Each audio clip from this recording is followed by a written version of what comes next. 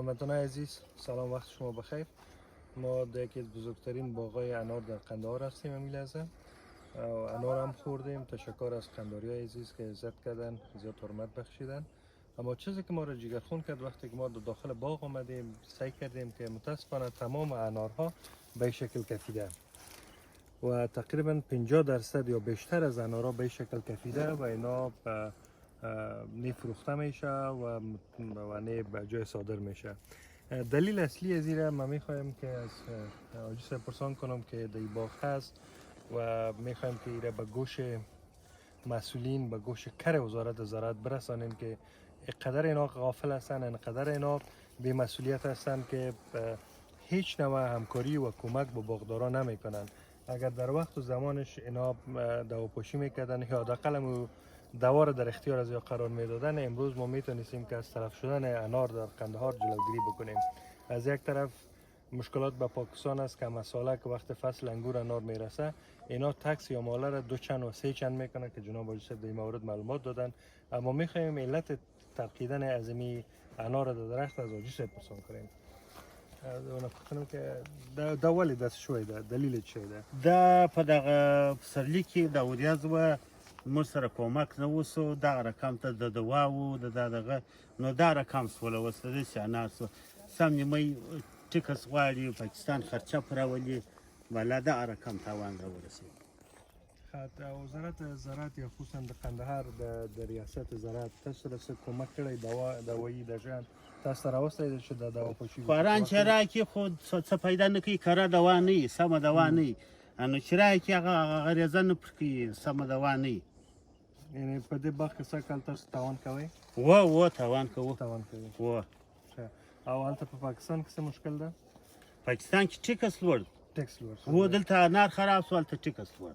یعنې سږ کال باغداران څوک چې د انار کاروبار کې ټول په تاوان کې ده؟ ټول په تاوان کې، ګرده په تاوان کې دي، که کارټن والا دي که کریټ والا دي، ټوله په تاوان.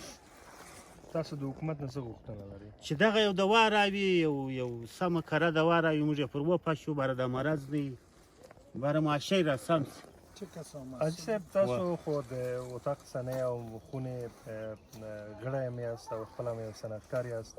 تاسو په دې هکله څه وایي، حکومت ولې داسې کم توجه کړی؟ تاسو ریاست زراعت قندهار سره خبرې کړې په دې هکله که نه یې کړی؟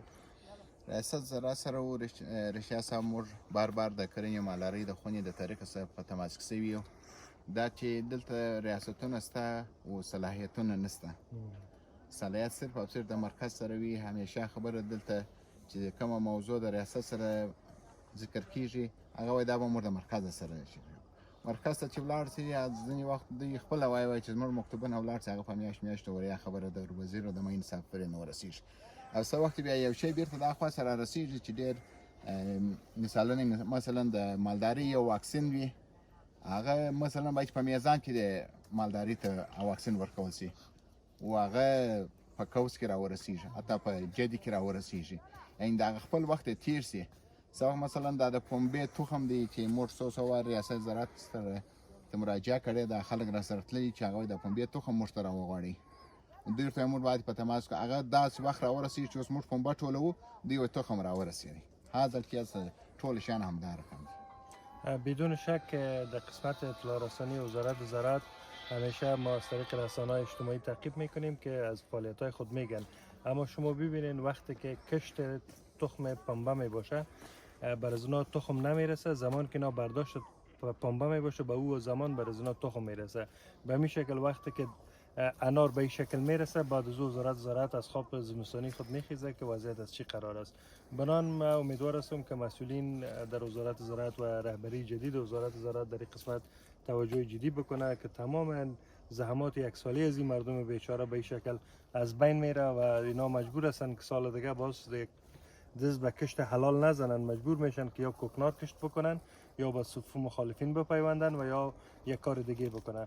بنابراین زراعت که در حدود 70 الی 80% مردم افغانستان در بخش زراعت مصروف هستند، اگر توجه جدی و سرمایه گذاری جدی بالای زیربناهای اقتصادی و زراعت صورت نگیره، ما میترسم که اینا همشانی باغای خود از بین خواهد بردن و باز دوباره به مو کشت کوکنار و یا تریاک رو بیارن. بنان وزارت زراعت، مسئولین وزارت زراعت، خصوصا مسئولین وزارت ریاست زراعت قندهار در قسمت توجه بکنه. تشکر.